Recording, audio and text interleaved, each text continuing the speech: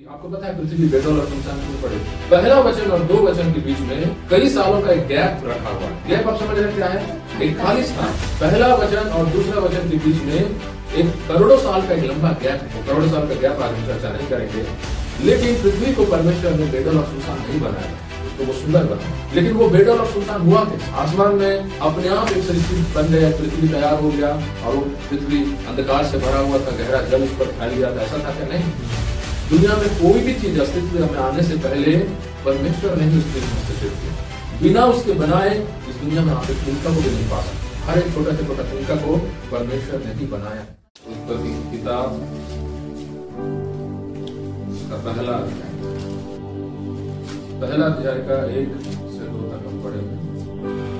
आदि में परमेश्वर ने आकाश और पृथ्वी की सृष्टि की। पृथ्वी बेदार और सुनसान पड़ी थी और गहरे जल के ऊपर अंधारा था, तथा परमेश्वर का आत्मा जल के ऊपर मंडराता था। हालेलुया।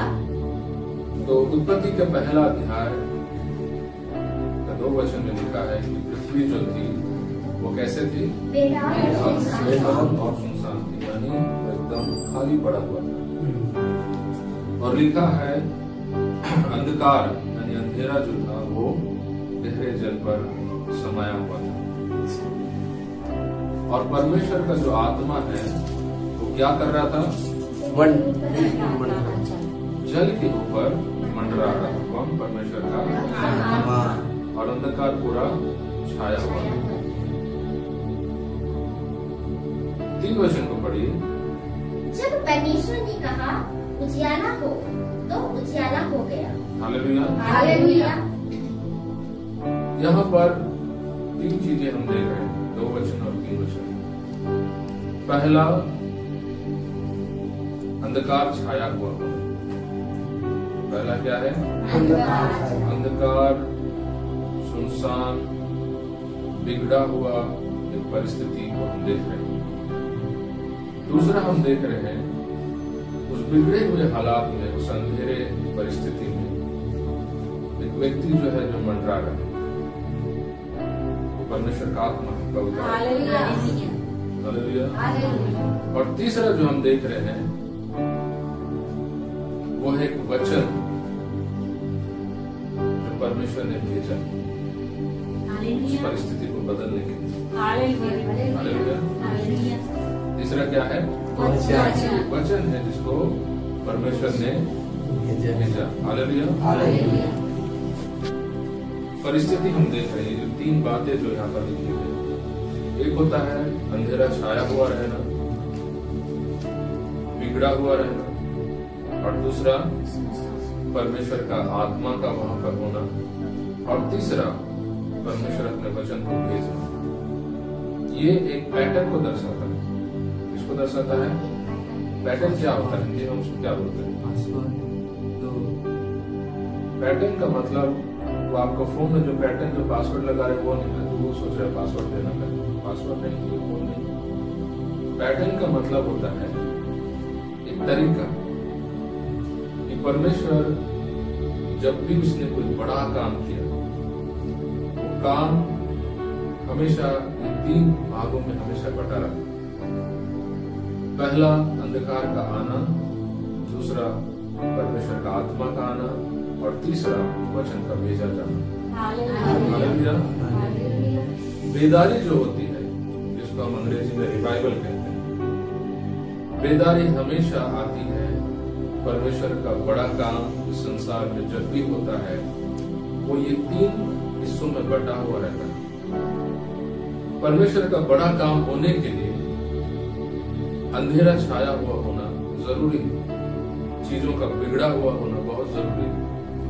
जब चीजें बिगड़ जाती है, जब चीजें नाश हो जाती है, तब पवित्र आत्मा उस बिगड़े हुए हालात पर मंडराता है और इंतजार करता है कि कब परमेश्वर अपने वचन को भेजे, वो कब आज्ञा दे।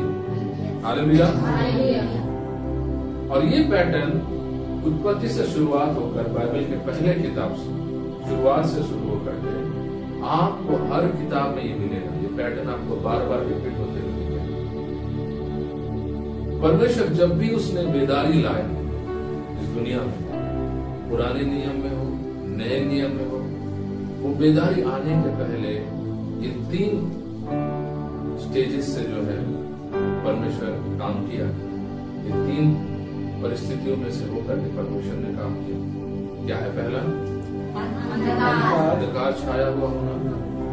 बाइबल में लिखा है गहरा अंधकार। अंधकार जो है वो गहराई में छाई हुई थी, मतलब गहरे से गहरा तक अंधकार बसा हुआ था, इतना अंधेरा था और सुनसान पड़ा हुआ था, उजड़ा हुआ पड़ा हुआ था।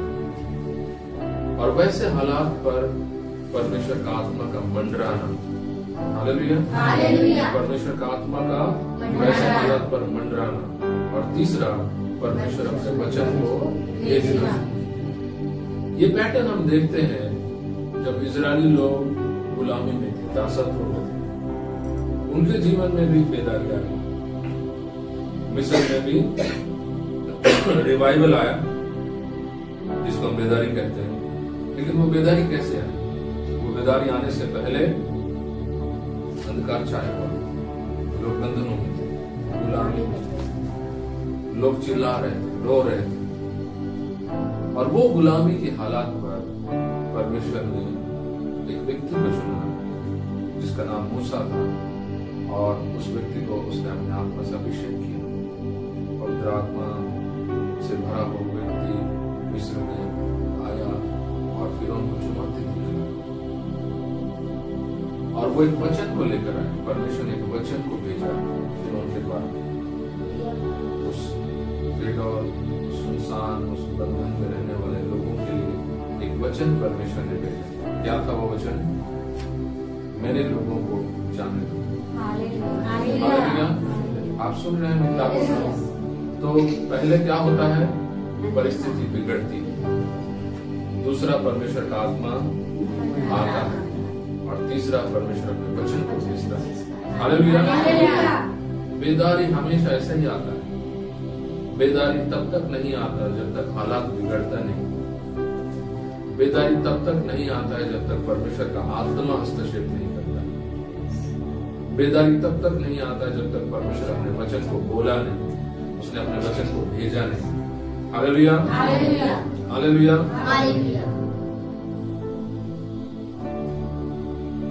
और जब भी इस दुनिया में बेदारी आई है, उस बेदारी के पीछे लोगों की प्रार्थना हमेशा रही। बिना प्रार्थना के बेदारी कभी नहीं आई। बिना प्रार्थनाओं के परमेश्वर का राज्य कभी नहीं आया। जब भी लोगों ने प्रार्थना किया, परमेश्वर ने हमेशा एक व्यक्ति को उठाया, एक व्यक्ति को उसने खड़ा किया। पुराने नियम में भी है, नए नियम में भी है। परमेश्वर ने हमेशा प्रार्थनाओं को सुना और एक लीडर को हमेशा खड़ा किया, एक ऐसा लीडर जिसको उसने अगुवाई किया और उस लीडर के द्वारा लोगों का जो समस्या उसको उसने छुड़ाया, उसको उसने निकाला। तो प्रार्थना हमेशा होती है। बेदारी आने के पहले लोगों को परमेश्वर जो है जागरूक करता है प्रार्थना करने के लिए, और लोगों के अंदर परमेश्वर की आत्मा बोझ को देता है। लोगों के अंदर पवित्र आत्मा अगुवाई करता है कि तुम चलो प्रार्थना करो, तुम क्यों बैठे हो, तुम जब तक प्रार्थना नहीं करोगे परमेश्वर काम को नहीं करेगा। तो परमेश्वर की आत्मा हमेशा लोगों को प्रेरित करती है। हालेलुया। तो आत्मा क्या करता है? लोगों को प्रेरित करता है, अगुवाई करता है कि लोग प्रार्थना करें। और जब जब लोग प्रार्थना करते हैं तो परमेश्वर एक अगुवा को खड़ा करता है, एक लीडर को खड़ा करता है, और उस अगुवे के द्वारा बहुत बड़े बड़े कामों को करता है। हालेलुया। ये सिर्फ बाइबल के दिनों में नहीं हुआ, बाइबल के बाद भी इतिहास की किताबों में अगर आप मसीह के इतिहास में अगर जाएंगे तो इस दुनिया में ऐसे कई ऐसे देश हैं जहाँ पर परमेश्वर ने बड़ी बड़ी बेदारियों को लाया, और जहाँ भी उसने बड़ी बेदारियों को लाया, बड़े बड़े काम उसने किए, वहां पर आप हमेशा ये चीज पाएंगे कि पहले वहां पर चंद लोग इकट्ठे होकर प्रार्थना किया करते थे। कहीं पर 2 लोग प्रार्थना करते थे, कहीं पर 15 लोग प्रार्थना करते थे। एक छोटा सा झुंड मिलकर के प्रार्थना करता था। हालेलुया। आप अगर अजूजा स्ट्रीट रिवाइवल करके अगर आप यूट्यूब में सर्च करेंगे, अजूजा स्ट्रीट रिवाइवल करके, वो एक एक शहर के बीचों बीच एक जगह थी जहाँ पर लोग प्रार्थनाएं करते थे।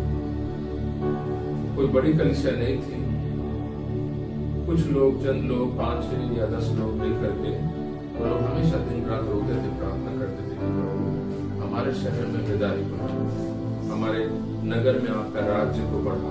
वो लोग प्रार्थना करते थे जैसे हम लोग प्रार्थना कर रहे हैं, जैसे कलीसिया ने प्रार्थना कर रही, वैसे एक साधारण रीति से लोग मिलकर बोझ के साथ प्रार्थना करते थे। और वो प्रार्थना कई दिन तक चली, बहुत लंबी चली वो प्रार्थना।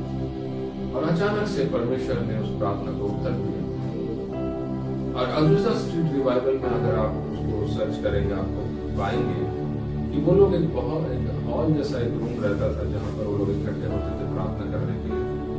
और बाहर से लोग जो है उस मीटिंग में, उस प्रार्थना में शामिल होने के लिए, वो कोई ऐसे संडे चर्च जैसे ऐसे नहीं होता था, वो एक अलग तरह का ही प्रभु का एक माहौल रहता था वहां पर कहा जाता है कि लोग जिनके हाथ कट गए, जिनके हाथ नहीं, वो लोग आते थे और नए हाथ लेकर के जाते थे।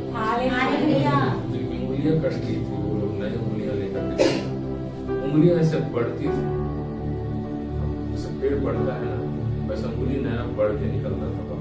तो खुदा की वो महिमा, वो हुजूरी वहां पर थी, वो अजूसा। हालेलुया। तो वो हुआ कैसे?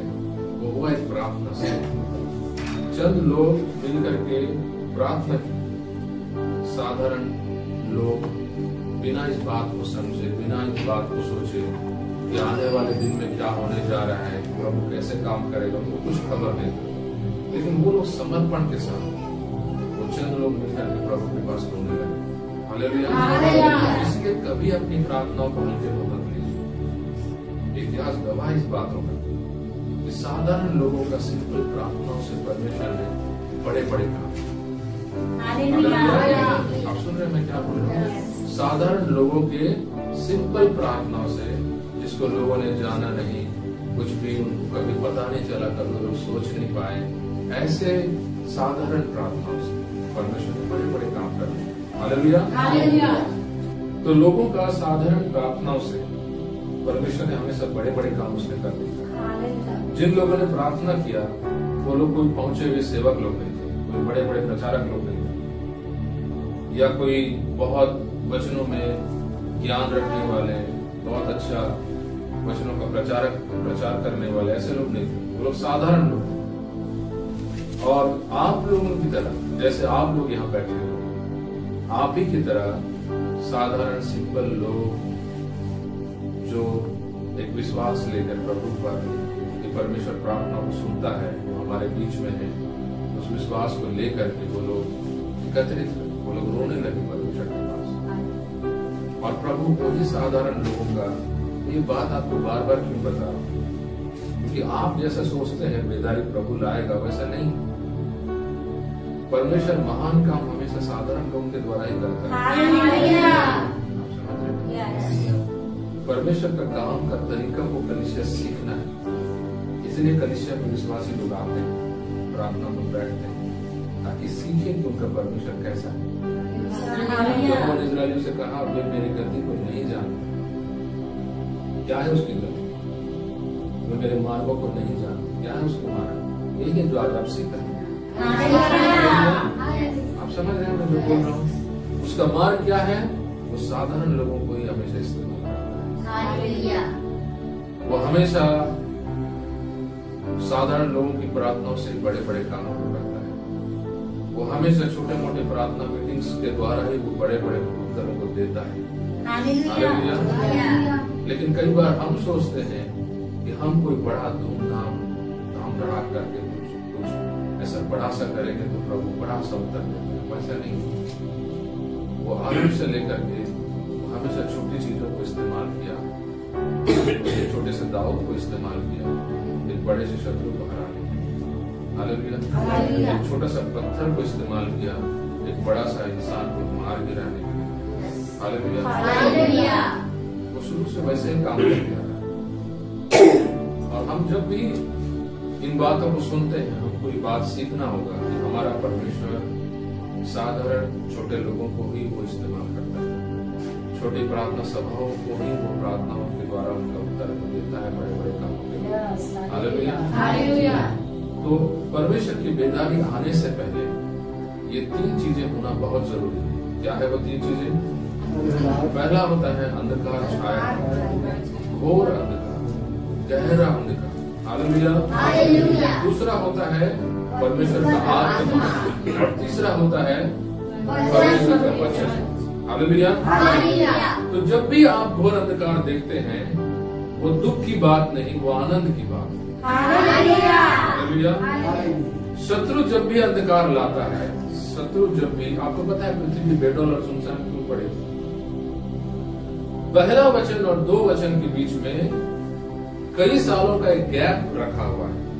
क्या रखा हुआ है? गैप। आप समझ रहे हैं क्या है? एक खाली स्थान है।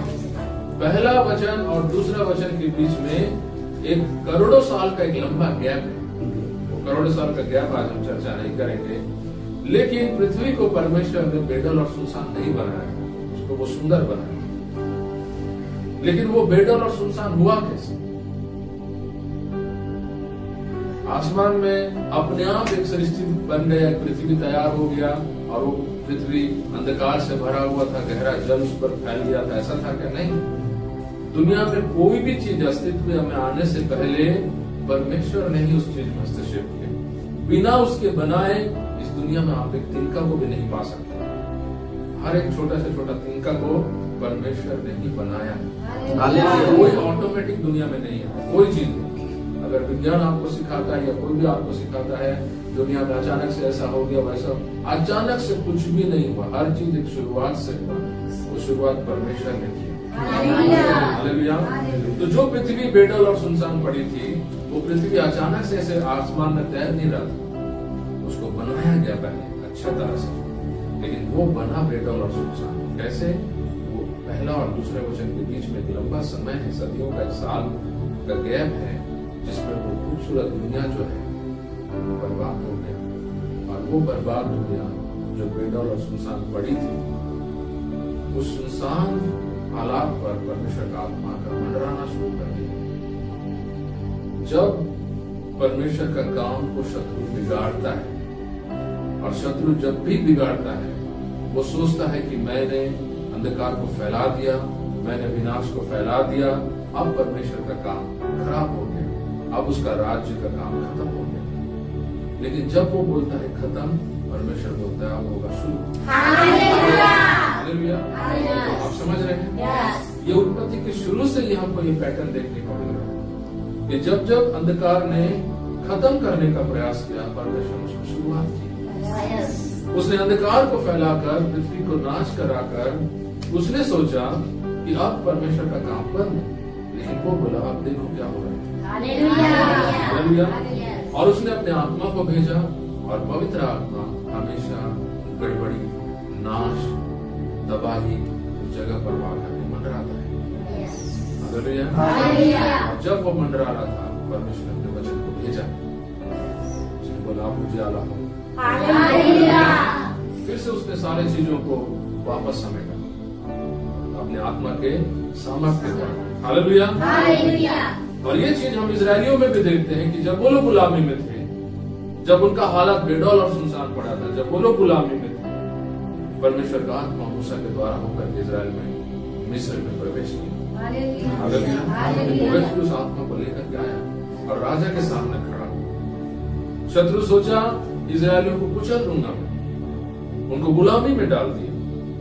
400 साल तक वो लोग गुलामी में थे, 4 पीढ़ियां बीत गई। उनसे कठोर काम कराते थे, उनसे बोलते थे तुम ही जाओ, जा करके सब सामान लेकर के आओ, सब बटोर कर लाओ और करो इस मेहनत। और जब वो लोग इधर उधर से सामान बटोर के लाकर मेहनत करते थे, उनका कीमत उनको नहीं दिया जाता, उनको और मारा जाता, उनको और जुल्म उन पर ढाया जाता। वो उसी पृथ्वी के समान है उनका हालत, बेडौल, सुनसान, अंधकार छाया हुआ है। सब चीज उनका बिगड़ चुका है, तबाही हो चुकी है उनके जीवन में। और शत्रु खुश हो रहा होगा कि इजराइलों को मैंने गुलामी में डाल दिया, इनका ईश्वर इनको बचा नहीं पाएगा, अब मैं इन पर राज्य करूंगा, अब इनका भविष्य ऐसा ही रहेगा, ये लोग गुलामी में सड़ सड़ के मरेंगे। लेकिन तभी परमेश्वर ने अपने आत्मा को मूसा के द्वारा भेजा। हालेलुया। कुलमैन जब भी वो इस्तेमाल होती थी वो हमेशा कहा करती थी कि मेरा कोई वीडियो नहीं बनना चाहिए, क्योंकि वो परमेश्वर के लिए सेवा कर रही थी और उसका मानसिकता नहीं था कि वो लोग उसको जाने, वो अपना नाम कमाए, वो सोच नहीं थी। और इसलिए वो सोचती थी कि अगर मेरा वीडियो बने और वो वायरल हो, लोगों को भेजा जाए तो मैं अपना नाम कमाने जैसा हो जाएगा करके वो डरती थी और वो पवित्र आत्मा को दुखी नहीं करना चाहती थी, इसलिए वो कभी नहीं बनवाने देती। लेकिन अगर उसका वीडियो नहीं बनता, उनका टेप नहीं बनता, तो आज हम लोग आशीष नहीं पा पाए। इस दुनिया में जो बड़े बड़े सेवक लोग जो उठे उनके सेवकाई के द्वारा, उस वचनों के द्वारा, वो लोग कभी नहीं हो पाते। कैसे वो लोग वचन पाए उनका? क्योंकि कुछ सेवकों ने चोरी छुपे बालकनी से, कोई रूम से, पब्लिक के बीच से कैमरा को लगा के वीडियो शूटिंग कर दी और उनको पता भी नहीं था जब वो सेवा कर रही थी कोई मेरा वीडियो बना रहा है। और चोरी छुपे वीडियो जो बनाया गया वही आज यूट्यूब में आप सुन रहे हैं। तो ये किसी की महिमा के लिए नहीं है, ये प्रभु का राज्य का काम आगे बढ़ने के लिए है, आने वाली पीढ़ी और ताकतवर होने के लिए। हालेलुया। तो जब मिस्र में इजरायलियों के ऊपर वही अंधकार, वही सुनसान पर जब छाया हुआ था, परमेश्वर का आत्मा मूसा के द्वारा उसे आता है और वहां पर वो मंडप शुरू करता है। हर दिन आकर उसको बोलने लगता है मेरे लोगों को छोड़ दो, मेरे लोगों को जाने दो। और वो व्यक्ति कठोर होता जाता है, जिन्होंने कठोर होते जाता है। और वो कठोरता में परमेश्वर का जो वचन जो था कि मेरे लोग जाएंगे मेरी आराधना करने के लिए, छोड़ो छोड़ो करके, एक समय आता है जब वो व्यक्ति सोचता है कि मैं इन पर जितना भी जुल्म ढालूं, इनका परमेश्वर मेरा कुछ नहीं बिगाड़ सकता। तब परमेश्वर का वचन मूसा के द्वारा फिर उनके पास जाता और कहता है कि अगर तूने इस बार अपने मेरे लोगों को नहीं छोड़ा, तेरे घर के सारे पहलौठे मारे जाएंगे, जानवर से लेकर तेरे नौकरों से लेकर तेरे घर के अंदर सबके सब मिस्र में पहलौठे मारे जाएंगे। वो वचन है जो परमेश्वर ने भेजा अपने आत्मा के द्वारा, मूसा के द्वारा फिरौन के पास भेजा। उस बंधनों के हालात, उस अंधकार के हालात, जहाँ पर लोग 400 साल से गुलामी को देख रहे हैं, कोई रोशनी नहीं, कोई आशा नहीं, कोई आनंद नहीं, कोई घर में लोग मटन चिकन बना करके त्योहार मनाना नहीं, लोग हमेशा दुख में डूबे हैं। सुबह उठते ही गुलामी को देखो, 4 पीढ़ियों से बच्चे गुलामी में पैदा हो रहे हैं, गुलामी में मर रहे हैं। सुबह से रात तक आदमी गधा बैल जैसे खट रहा है और आंसुओं को पी रहा है। आप समझ रहे हैं कितना बदतर उनका जीवन था। बदतर होने के पीछे भी वही लोग कारण थे, ईमानदारी नहीं होना परमेश्वर के साथ। जब भी लोग ईमानदार नहीं होते हैं उनका हालत बद से बदतर हो जाता है।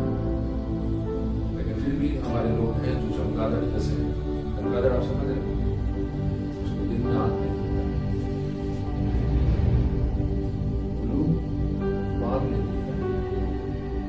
चमगादड़ को आप डिस्कवरी चैनल में देखिए, चमगादड़ कैसे उड़ता है आपको बताया, उसको आंख दिखाई नहीं देता, उड़ता कैसे। डिस्कवरी चैनल में एक बार मैं देख रहा था, वो चिल्ला चिल्ला के उड़ता है चमगादड़। जब वो चिल्लाता है तो उसकी जो ध्वनि है वो निकल कर जाती है, और अगर कोई सामने में कुछ पेड़ है या कोई व्यक्ति या कुछ भी है, उससे टकरा कर वापस आती है उसके ऊपर। तो इससे उसको पता चलता है कि सामने रुकावट है। वो अपने आवाज से उस चीज को पहचानता है, उसको दिखता नहीं। उसी तरह कई विश्वासी लोग बन गए आते हैं। आप जितना भी उनको समझाओ सिखाओ, वो अंधे के अंधे ही रहेंगे। वो पछताएंगे, दुख में जाएंगे, शत्रु उनको कुचलेगा और वो रोते रहेंगे और एक दिन बोलेंगे कोई यहोवा नहीं, कोई परमेश्वर नहीं, हमारा कोई प्रार्थना नहीं सुनता है। तुम्हारा प्रार्थना सुनता होगा लेकिन मेरा तो यीशु मसीह प्रार्थना नहीं सुनता है। और वो लोग इस नतीजे पर क्यों पहुंच गए? क्योंकि वो ईमानदार नहीं है प्रभु के साथ। उसी तरह है नाच ना जाने आंगन टेढ़ा, खुद नाचना नहीं आता और आंगन को दोष दे रहे हैं। खुद जीवन में प्रभु के प्रति कुछ भक्ति नहीं है, समर्पण नहीं है, और परमेश्वर को ही दोष ठहरा है कि वो मेरा प्रार्थना नहीं सुनता। और इजरायलियों के साथ ऐसे ही हुआ, वो लोग प्रभु के साथ ईमानदार नहीं रहे, इसलिए वो लोग गुलामी में चले, 400 साल की गुलामी। और उस गुलामी में, वो अंधकार में, जब शत्रु सोचा कि मैंने परमेश्वर के लोगों का जीवन बिगाड़ दिया है, परमेश्वर बोला कहानी अभी बाकी है। रॉबिन एल्फ्रेड को आप सुने, उसका एक वचन है, पिक्चर अभी बाकी, वचन का हेडिंग है वैसे। यीशु मसीह ने बोला अभी बाकी है। परमेश्वर ने बोला यहोवा ने अभी बाकी है। और उसने क्या किया? अपने आत्मा को फिरौन के पास भेजा मूसा के द्वारा और बोला मेरे लोगों को जाने दो। और फिर जो तबाही हुई, पहलौठे जो मारे गए, इतना बड़ा काम के द्वारा परमेश्वर ने उन लोगों को निकाला गुलामी में से। वो लोग घबरा गए, शत्रु घबरा गए। जिस रात को परमेश्वर ने लोगों को बोला कि तुम अपने घरों पर मेमने के लहू को लगाना, परमेश्वर ने उनको एक बात बोला आज की रात तुम्हारा छुटकारे की रात है। आज की रात तुम गुलामी में से बाहर निकलो। आज की रात तुम अंधकार से तुम रोशनी में आओ, उजियाले में आओ। और परमेश्वर ने बोला कि मिस्र के देवताओं को मैं दंड दूंगा। समझ गए? मनुष्य को नहीं बोला मैं मिस्र के देवताओं को दंड दूंगा। किसने कहा? सबको दंड दे सकता है। इसको दुनिया सोचता है हमारे लिए लोग महान है, परमेश्वर बोलता है मैं को दंड दूंगा। फिरौन को बाद में दंड दिया, लोगों को, मिस्र के लोगों को बाद में दंड दिया। उसने पहले फिर मिस्र के देवताओं को दंड दिया करने वाले। वो लोग उनकी सुरक्षा नहीं करते, पहले वो लोग भागते हैं। फिर परमेश्वर ने उनको गुलामी में से निकाला। शत्रु कई साल तक खुशी मनाता है, यहोवा कमजोर है, इनका परमेश्वर कमजोर है, मसीहों का परमेश्वर कमजोर है, ये इनका मदद नहीं कर सकता। इनके साथ हम फुटबॉल खेलेंगे, इनको हम सताएंगे, इनको हम दुख देंगे, इनको हम तकलीफ देंगे, लेकिन वही तो परिस्थिति परमेश्वर चाहता है अपने आप को प्रकट करना। परमेश्वर उसी हालात, उसी मौके के लिए वो इंतजार कर रहे हैं। पृथ्वी जो बेडौल और सुनसान शत्रु ने कर दिया,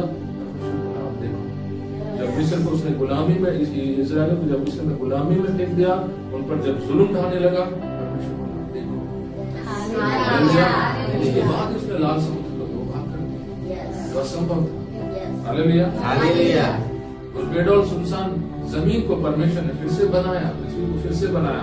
उसने सूरज को जन्म दिया, उसने चांद को बनाया, उसने यूनिवर्स को फिर से रचा, उसने तारों को बनाया, समुद्र को बनाया, घास को बनाया। आप समझ रहे हैं? उसके बाद परमेश्वर का जब काम हुआ तो देखने लायक, वो बहुत बड़ा था। हालेलुया। और ये जो पैटर्न है जो मैं आपको दे रहा हूँ, ये सिर्फ उत्पत्ति और निर्गमन तक सीमित नहीं है। उसके बाद भी आप देखिए, जब मूसा लीडर चला गया, जब यहोशू लीडर बन करके वो भी चला गया, वो पीढ़ी जो गुलामी में से नहीं निकली थी, एक नया पीढ़ी आ गई जिन्होंने कानान में अपना डेरा बसा लिया। अब वो डेरा जब बसा लिए तो वहां पर न्यायों का किताब शुरू हो गया। न्यायों की किताब पढ़ी आप घर में जाकर। न्यायों की किताब में फिर से शत्रु आ गया इजराइल पर राज्य करने में। फिर राजा आ गए, उनको गुलाम बना लिए, फिर उन पर चढ़ावा किए। परमेश्वर ने एक व्यक्ति को उठाया, नीडो, परमेश्वर का आत्मा उसको भरा और उस आत्मा ने उसको लेकर के गया। उस एक व्यक्ति के द्वारा परमेश्वर ने पूरे इजराइल को जय दिलाया। हालेलुया। फिर वो युग पार हो गया, फिर से इजराइल पर लोग चढ़ावा करने लगे। मैं शॉर्टकट में बता रहा हूँ, हर एक चैप्टर में नहीं जा रहा हूँ क्योंकि बाइबल बहुत बड़ा है और ये चीजों को आप रिपीट होते हुए देखेंगे। फिर से इजराइल पर अंधकार आ गया, फिर से परमेश्वर के लोगों को शत्रु लोग दबाना शुरू कर दिए, उन पर चढ़ावा करना शुरू कर दिए, उनको मारना कूटना शुरू कर दिए। फिलिस्तीनी लोग इजराइल पर प्रबल होने लगे। परमेश्वर ने एक व्यक्ति को खड़ा किया, सिमसोन, उसको अपने आत्मा से भरा। हालेलुया। सिमसोन आत्मा में भर कर, बाइबल में लिखा है सिमसोन आत्मा में भर कर गया करके लिखा है। हालेलुया। और उसने शत्रुओं को खत्म कर दिया। फिलिस्तीनी लोग घबरा कर पीछे दौड़ने लगे, उससे डरने लगे। फिर सिमसोन का समय चला गया, इजराइल लोग आजादी में आ गए और फिर कुछ सालों बाद फिर शत्रु आए, फिर इजराइल पर चढ़ावा, फिर उनको गुलामी में डाला। उसके बाद आता है राजाओं का समय, के बाद राजा को किताब शुरू किया। फिर प्रभु ने एक राजाओं को पर खड़ा किया, राज्य। एक राजा था, उसका नाम था, क्या नाम था? नाम शाऊल।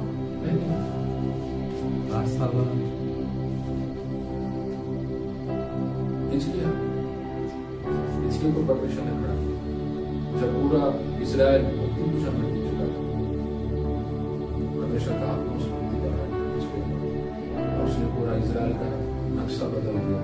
सारी मूर्तियों को निकालकर फेंक दिया, परमेश्वर का भय को लाया।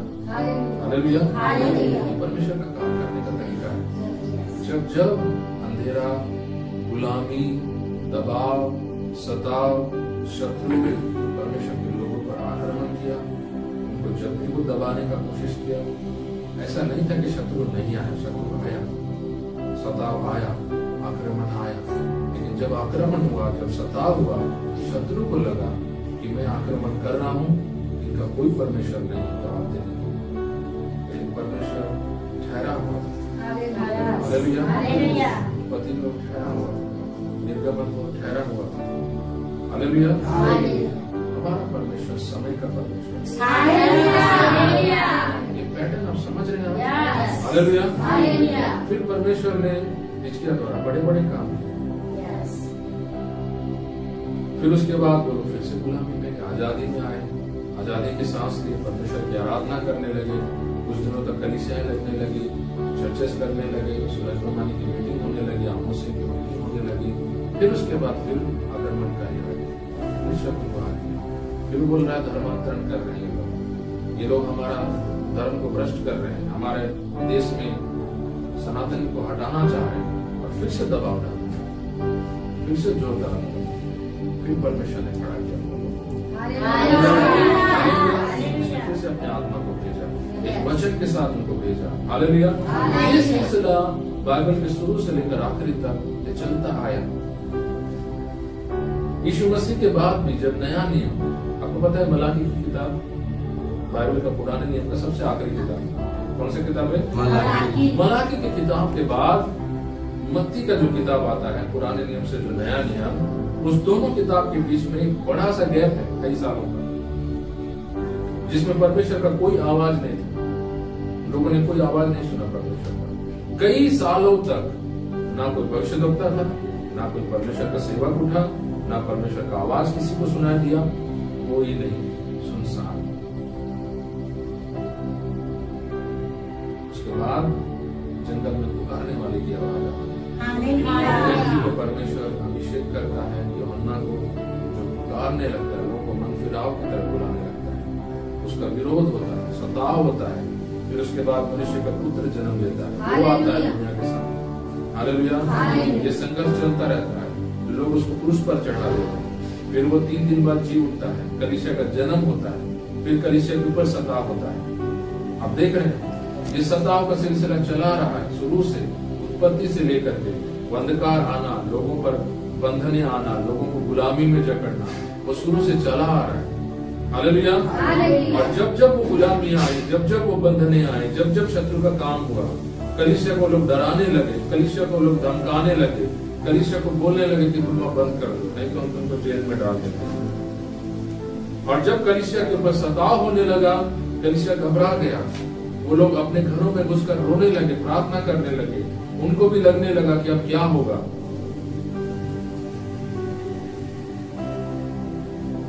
5000 आत्मा एक दिन में प्रभु को ग्रहण की। परमेश्वर का वचन कहता है कि वो लोग पहले जुड़ने लगे, एडेड करके लिखा है अंग्रेजी में।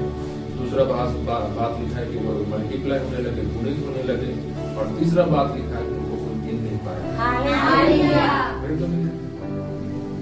पहले लोगों को गिन पा रहे थे, 2 के साथ 2 4 हो रहे थे, 2 के साथ 3 5 हो रहे थे। फिर परमेश्वर इस तरह उनका प्रार्थना के बाद उत्तर दिया कि वो लोग 2 3 6 होने लगे। फिर उसके बाद परमेश्वर की आत्मा ने ऐसा काम किया, वो 6 से 6 करोड़ हो गए। उनको कोई गिन नहीं पाया और कोई काउंट नहीं कर पाया कि कलीसिया में कितने लोग आ रहे हैं। ये परमेश्वर का आत्मा का काम दिखाता है, परमेश्वर का एक पैटर्न दिखाता है कि जब जब कलीसियाओं पर, परमेश्वर के राज्य पर, उसके लोगों पर अंधकार ने दबाव डाला, जब जब शत्रु ने काम किया, वो काम कलीसिया का हारने के लिए, परमेश्वर का राज्य का मिटने के लिए नहीं, बल्कि उसका राज्य को और बढ़ोतरी देने के लिए हुआ। आप समझ रहे हैं? तो अब जो परिस्थिति हम दुनिया में देख रहे हैं, अब जब हम देख रहे हैं कि दुनिया में चारों तरफ, चाहे वो छत्तीसगढ़ में क्यों ना हो या बाहर यूपी में क्यों ना हो, जहां जहां हम देख रहे हैं कि हवा टाइट हो रहा है, कलीसियाओं को प्रभु में चलना बहुत मुश्किल हो रहा है, कलीसियाएं लगाना बहुत मुश्किल हो रहा है, अगर एक शारीरिक व्यक्ति की दृष्टि से आप देखें तो ये हमारे लिए बहुत चिंता की बात है, बहुत टेंशन की बात है। हम कैसे करेंगे, हम कैसे कलीसिया लगाएंगे, हम कैसे सेवा करेंगे, हम कैसे प्रार्थनाएं करेंगे, हम कैसे संगतियां करेंगे, ये आदमी टेंशन में आ जाता है। लेकिन अगर आप आत्मिक दृष्टि से देखें, अगर आप बाइबल के कानून के हिसाब से देखें तो ये एक पैटर्न है। आप समझ रहे हैं? जब आप बाइबल की दृष्टि से देखें, जब आप वचन के रेफरेंस की दृष्टि से देखें तो आप इस समय टेंशन में नहीं बल्कि इस समय आप आनंद में आ जाएंगे। हालेलुया। आपको मेरी बात समझ में आ रही है? ये समय कलीसिया के लिए टेंशन का नहीं बल्कि आनंद का समय। अपने पड़ोसी को बोलो, ये आपके लिए टेंशन का समय नहीं,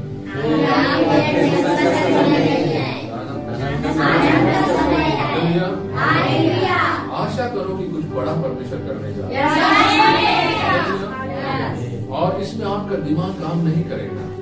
इसमें आप जो भी करोगे वो आप परमेश्वर आपको जैसे अगुवाई करेगा आप वैसे करोगे। लोग जो है वो लोग सोचते रहेंगे कि हम क्या करेंगे, लेकिन वो कर देंगे जो सोचे भी नहीं होंगे। आप नहीं समझे मैं क्या बोल, आप खाली हालेलुया बोल दिए लेकिन आप नहीं समझे मैं क्या बोल। आपके पास तरीका नहीं होगा कि कैसे रास्ता को खोला जाए, लेकिन आप उस काम में इस्तेमाल हो गए और रास्ता को खोलने के लिए। आपको समझ में आया? समझ नहीं से कर जाते। Hallelujah, hallelujah. आपको समझ में नहीं आया। आप सोच रहे होंगे कि इस समस्या का समाधान कैसे निकाला जाए, लेकिन वो समस्या का समाधान परमेश्वर आप ही के द्वारा निकालेगा। और वो समाधान आप निकाल रहे हो और आपको ये बात पता भी नहीं चलेगा, क्योंकि परमेश्वर जब वो काम करता है उन लोगों को भी पता नहीं था कि वो लोग उस काम में इस्तेमाल हो रहे हैं। हालेलुया। बाद में जब पीछे मुड़कर देखे तब उनको पता चला कि हम खुद टेंशन में थे कि प्रभु किसको खड़ा करेगा और कैसे लाएगा और ये काम को कैसे करेगा, लेकिन उसने हम ही को इस्तेमाल कर दिया। हालेलुया।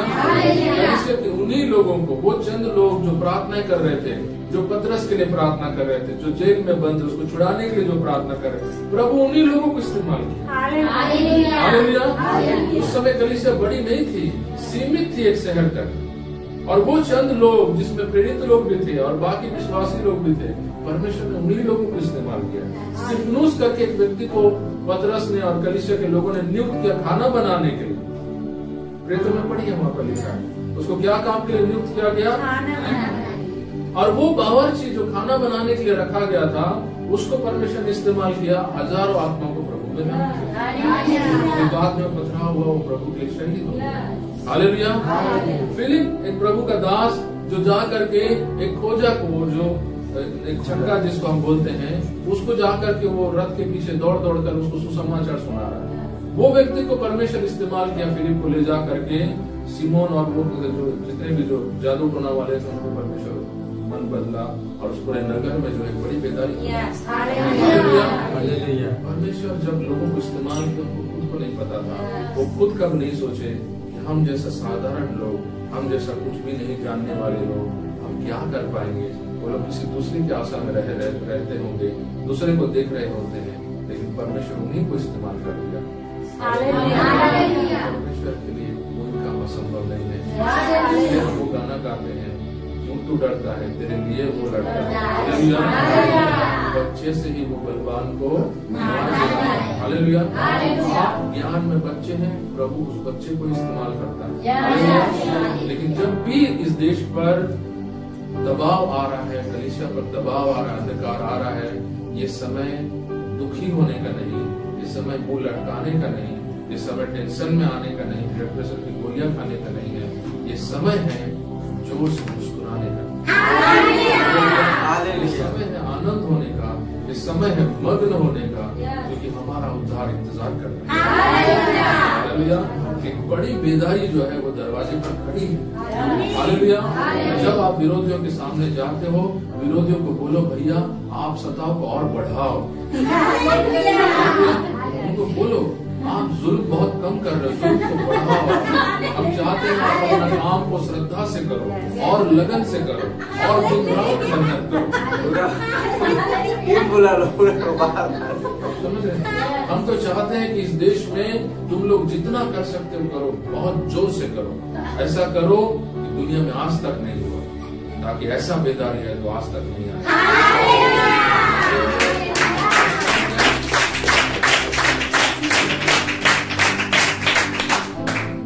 अंधकार, परमेश्वर का आत्मा, तो वो अपना वचन तीन तरीकों से जो है हम एक नया सृष्टि को आते हुए देखते हैं। ये तीन तरीकों से हम एक नया काम परमेश्वर का होते हुए देखते हैं। हालेलुया। आप में से अभी कोई डर रहा है, घबरा रहा है? कलीसिया नई नगरी है, चर्चेस बंद है, घबराने की जरूरत है। हालेलुया। तो बोलो घबराने की जरूरत है। जब घबरा गई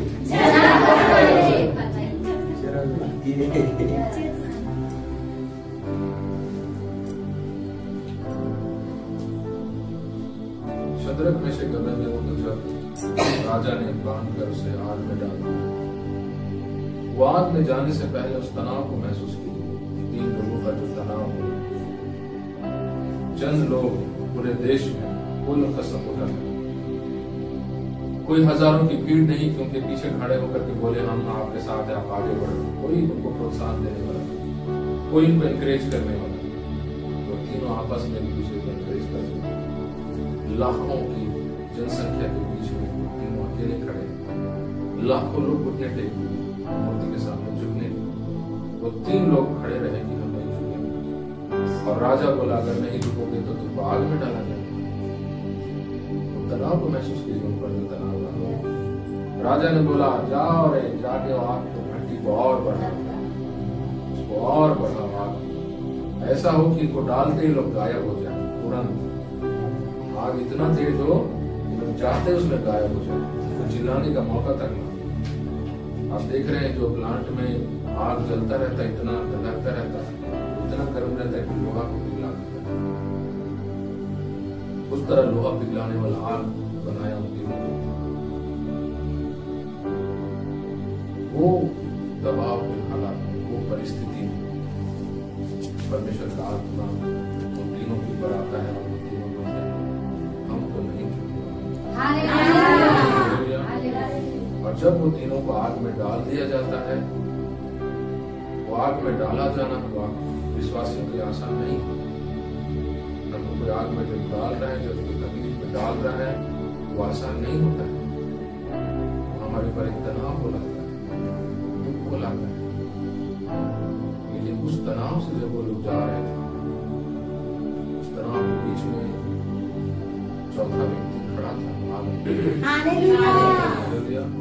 जैसे उस गहरे जल के ऊपर आत्मा मंडरा रहा था, उस आग में व्यक्ति मंडरा रहा था। हालेलुया। और जब वो आग नहीं जला पाया, तीन जब उस आग में से निकले, पूरा देश प्रभु ग्रहण किया।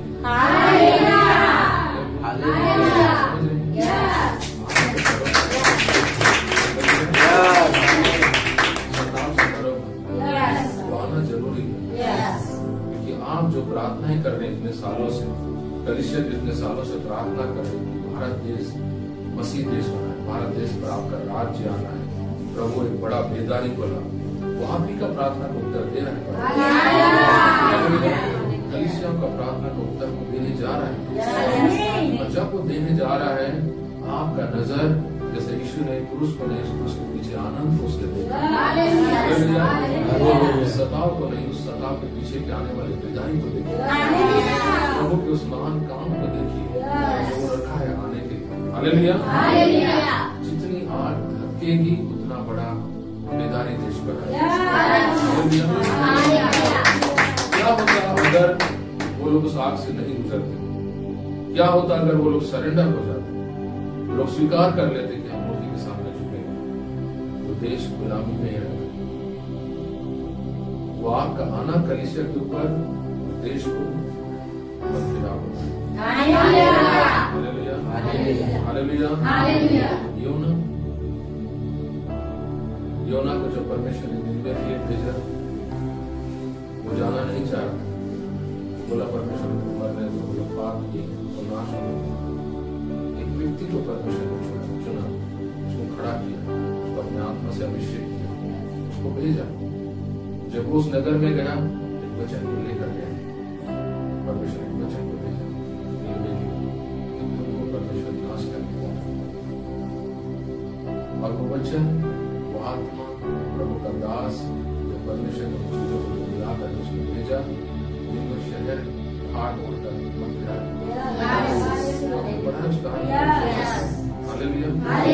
ये सारी जो पैटर्न हम देख रहे हैं, लोगों का गुनाह में जाना, लोगों का परमेश्वर से विद्रोह करना, इनमें शायद कैसा सहन था? उसने परमेश्वर लोगों को सताया, तड़पाया, उनको मारा है। इसलिए योना बोल रहा था, उनको दंड दो, उन्होंने आपके लोगों को दंड दिया, आपके लोगों को उन्होंने सताया। हालेलुया।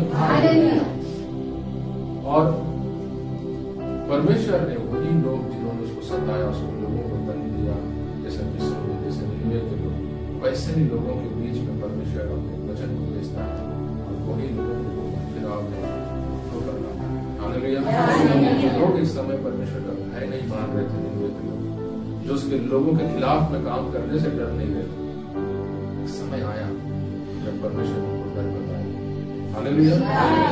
आप जो आज जिन लोगों को देख रहे हैं, जो बेधड़क कलीसिया पर अत्याचार कर रहे हैं, मार पीट रहे हैं, आपको लग रहा है कि वो लोग आपके प्रभु से डर नहीं रहे, कलीसिया से डर नहीं रहे, उनका समय आ रहा है। ये मेरा विश्वास है कि परमेश्वर बहुत ही बड़ा काम करेगा। धन्यवाद उस काम के लिए, उस क्रूस के पीछे आने वाली उस महिमा को देखकर प्रभु को हमेशा धन्यवाद देना है कि प्रभु आप जो बड़ा काम करने जा रहे हैं उसके लिए आपको धन्यवाद। बड़ी बेदारी जो आप लाने जा रहे हैं, हम आपको धन्यवाद। हालेलुया। ये आज कलीसिया का नजरिया होना चाहिए। अपने पड़ोसी को बोले, ये आपका आज नजरिया होना चाहिए। क्रूस को मत देखो, क्रूस के पीछे जो आनंद है, क्रूस के जो महिमा है, हालेलुया। आपको समझ में आ गया? हम अब किसको देखना है? हम उस बेदारी को देखना है। हालेलुया। आप अगर कहीं दुकान में काम कर रहे हैं, आप अगर कहीं प्लांट में काम कर रहे हैं, लोग आपका मजाक उड़ा रहे हैं, आप बोले भाई आपका मजाक बहुत छोटा है। हालेलुया। आप टेम्परेचर को बढ़ाओ भाई बहन, आप अपना ताकत को बढ़ाओ, इससे नहीं होने वाला है। हालेलुया। हम जिस चीज का इंतजार कर रहे हैं उसके सामने आपका, जैसे आपको नरुला बोलते हैं, आपका आमीन छोटा है, आपका आमीन कमजोर है, ऐसे लोगों को बोलो आपका सताव छोटा है, आपका सताव कमजोर है, बड़ा करो। हालेलुया। आग वाग लगाओ, कुछ करो, गिराओ। हालेलुया। आप जो करोगे, बचपन में हम लोग जब विज्ञान पढ़ते थे स्कूल में, एक सिद्धांत को पढ़ते थे, न्यूटन का सिद्धांत। क्या है न्यूटन का सिद्धांत? मेडिकल स्टूडेंट बैठे हैं, वो बता रहे हैं क्या है। हर एक जो एक्शन होता है, हर एक जो काम होता है, उसका समान एक प्रतिक्रिया होता है। जैसे आप अगर बॉल को फेंकेंगे दीवार पर, तो जब टकराता है तो वापस आता है, उसका एक प्रतिक्रिया होता है सामने से। न्यूटन का सिद्धांत है, वो मैं हिंदी में आपको उस तरह नहीं बता पा रहा हूँ जैसे आप स्कूल में पढ़ेगा तो याद है। न्यूटन के जो 2 या 3 सिद्धांत स्कूल के बच्चे लोग को याद रहता है, न्यूटन के 2-3 सिद्धांत है। तो हर एक जो एक्शन होता है उसका बराबर एक रिएक्शन भी होता है, ऑपोजिट। तो सिद्धांत है, न्यूटन भी बता के गया है उस चीज को, तुम जैसा करोगे वैसा तुमको मिलेगा। हालेलुया। जिस तीव्रता से आग लगा रहे हो ना, उस तीव्रता से आग वापस तुम्हारे तरफ आएगी। हालेलुया। जिस तीव्रता से लोगों के ऊपर अत्याचार कर रहे हो, उस तीव्रता से उद्धार तुम्हारे ऊपर आएगा। पौलुस जिस तीव्रता से वो लोगों को पकड़ रहा था, जेल में डाल रहा था, उसी तीव्रता से वो खुद उस उद्धार के चपेट में आ गया। और उसने जितने लोगों को मारा नहीं होगा प्रभु के लिए, उससे कई 100 गुना उसने उद्धार में ला दिया। एक्शन पर रिएक्शन परमेश्वर ने उसको मिला दिया। हालेलुया। छत्तीसगढ़ में सही करने जा रहे हैं,